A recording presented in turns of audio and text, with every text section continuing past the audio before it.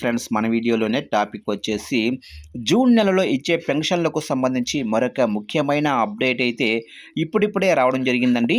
అయితే ఇందుకు సంబంధించిన పూర్తి వివరాలు అయితే మన వీడియోలో తెలుసుకుందామండి. వీడియో మాత్రం పూర్తి వరకు చూడండి ఫ్రెండ్స్, అప్పుడే మనకి పూర్తి సమాచారం అయితే తెలుస్తుంది. లేట్ చేయకుండా టాపిక్లోకి వెళ్ళిపోదాము. ఇక తెలంగాణ ప్రభుత్వం కొత్త పెన్షన్ల మంజూరు పైన కసరత్తు వేగం చేసింది. తాజాగా కలెక్టర్లకు పెన్షన్ల పైన పంచాయతీరాజ్ శాఖ కీలక ఆదేశాలు ఇచ్చింది. అర్హుల జాబితాలు సిద్ధం చేయాలని నిర్దేశించింది. ఇప్పటికే పెన్షన్ల కోసం దాదాపు 10 లక్షల మంది దరఖాస్తు చేసుకొని ప్రభుత్వ నిర్ణయం కోసం వేచి చూస్తున్నారు.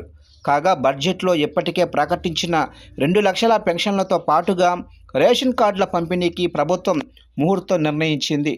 దరఖాస్తులు అర్హతల పైన నిర్ణయం తీసుకుంటుంది. ఇదే సమయంలో ప్రభుత్వం వీటికి సంబంధించి మరో ముఖ్యమైన నిర్ణయంతో ముందుకు వెళ్తుంది.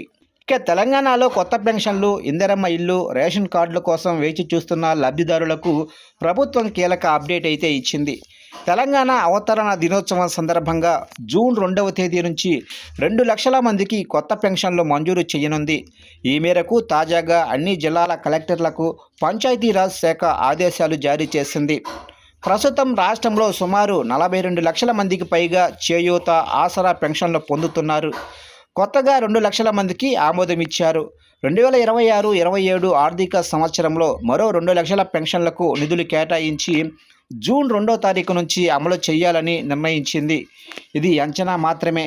వృద్ధులు, వితంతువులు, ఒంటరి మహిళలు, చేనేత, గీత కార్మికులు, హెచ్ఐవి బాధితులు, దివ్యాంగులు వంటి వర్గాలకు ఈ చేయూత పెన్షన్ పథకం వర్తిస్తుంది.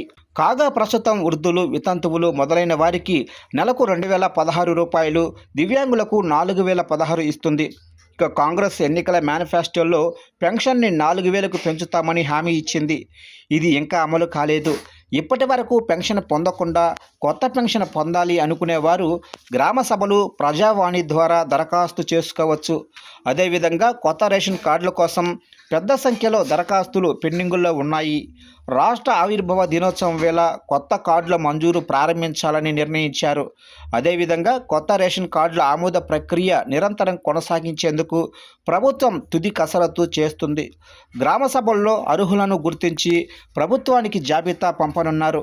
దీంతో జూన్ 2వ తేదీ నుంచి 2 లక్షల మందికి కొత్తగా పెన్షన్లు పంపిణీ చేయనున్నారు.